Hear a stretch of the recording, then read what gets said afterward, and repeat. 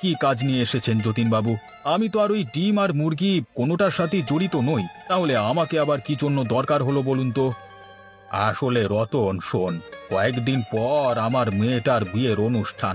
তা আমি ভাবছি এবার মেয়েটার বিয়ের অনুষ্ঠানে মাংসের বদলে মাছ দেব। আর তাই তোমার কাছে মাছের অর্ডার দিতে এসেছি। আরে যতীনবাবু, এসব কি বলছেন আপনি? আপনি আমার কাছ থেকে মাছ নেবেন, এটা তো আমার জন্য সৌভাগ্য। তা বলুন, আপনি কতজন মানুষের আয়োজন করেছেন আর কতগুলো মাছ আপনার প্রয়োজন? আরে দাঁড়াও দাঁড়াও, আমি তোমার কাছ থেকে যেই মাছ নেব তার অর্ধেক দাম এখন দিতে পারবো, আর বাকিটা কিন্তু বিয়ের অনুষ্ঠানের পরে দেব, বুঝলে? কেন? বাকি টাকা আবার বিয়ের পরে দেবেন কেন যতীনবাবু? আসলে আমার এখন ডিমের ব্যবসাটা অতটা ভালো চলছে না। প্রতিদিন যে ডিমগুলো দোকানে বিক্রি হয় ওতে আমার আসল টাকাটাই উঠে আসতে কষ্ট হয়। তবে মেয়ের বিয়েটা শেষ হলে তোমার সব টাকা আমি পরিশোধ করে দিতে পারবো। না না যতীনবাবু, মাছের পুরো টাকাটাই আমাকে সাথে সাথেই দিতে হবে, নয়তো আমি আপনাকে এতগুলো মাছ বাকিতে দিতে পারবো না। আমাকে মাফ করবেন যতীনবাবু।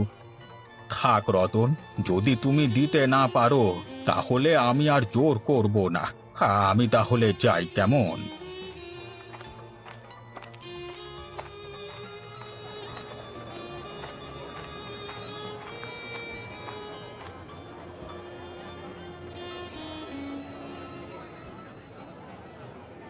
আগে বাবু, কি হয়েছে আপনার? মন খারাপ করে বসে আছেন যে? আরে কিছুই হয়নি, এমনিতেই মনটা আজকে খুব একটা ভালো নেই। আমাকে বলেন বাবু, দেখবেন আমিও আপনাকে সাহায্য করতে পারি। বলুন আপনার আসলে কি জন্য মন খারাপ? আরে কানাই, তুই তো জানিস ডিমের ব্যবসায় কিছুদিন ধরে মন্দা চলছে। ঠিক মতো ব্যবসা হয় না।